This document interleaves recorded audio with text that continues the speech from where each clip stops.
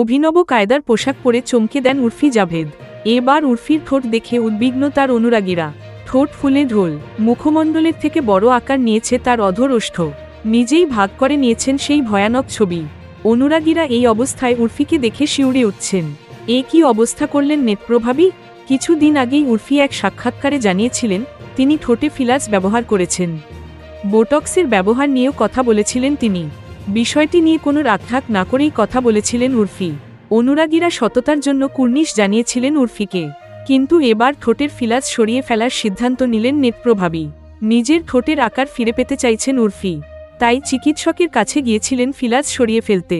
Fillers সরিয়ে ফেলার পদ্ধতিতেই নাকি এমন অঘটনের শিকার উর্ফি।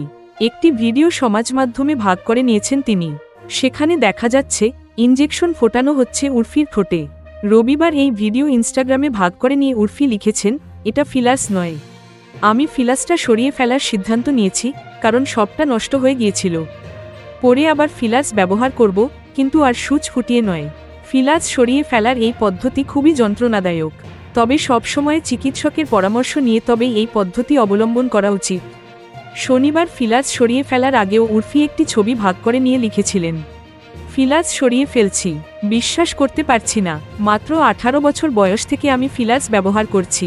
নিজেকে ফিলার্স ছাড়া দেখিনি কতদিন। এক সপ্তাহের মধ্যে আবার লিপ ফিলার্স করিয়ে নেব, তবে এবার আরও সূক্ষ্ম কৌশল ব্যবহার করব।